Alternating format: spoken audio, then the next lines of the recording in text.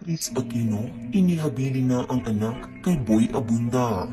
Kasabay ng pagdiriwang ng ika-53 kaarawan ng Queen of All Media, Miss Chris Aquino, ay ang siya ring pagbabahagi niya ng kasalukuyang kalagayan kaugnay sa pakikipaglaban sa kanyang malubhang karamdaman.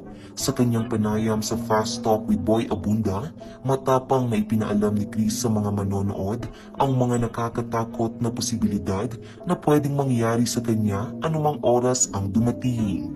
Isa na dito ay ang biglaang pagtigil sa pagtibok ng kanyang puso o mas kilala sa tawag na cardiac arrest na isa sa mga naging komplikasyon ng napakarami nitong autoimmune diseases. Anito na ang susunod na 6 na buwan ng pagkikipaglaban niya sa karamdaman ay mas magiging mahirap at napakadelikado para sa kanyang buhay. Malungkot ring ibinahagi ni Chris na ang bawat araw na dumarating sa kanya ay itinuturing na lamang umano niyang bonus ng buhay na ibinibigay sa kanya ng poong may kapal. Boy, I hate to say it, but you know, I've always been very upfronted honest. Hinarap ko na to because alam ko na bawat araw, especially now birthday ko pa, pahiram na lang to ng Diyos. Binigyan ako ng bonus, so whatever days are left, kung ano man ang natitira, it's a blessing.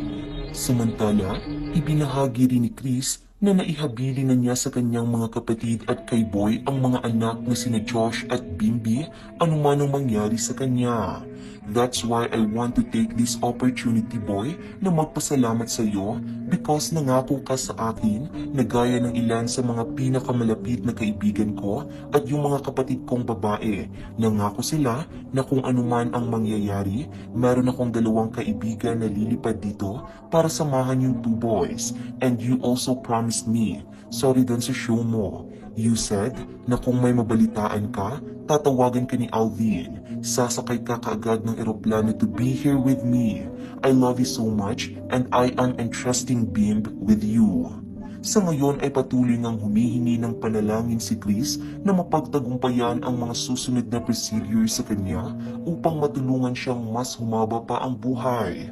Aabot na sa 5 ang autoimmune diseases na kinakaharap ngayon ng TV host na kasalukuyang nagpapagamot sa United States. Gayunpaman, nangako ito na patuloy na lalaban.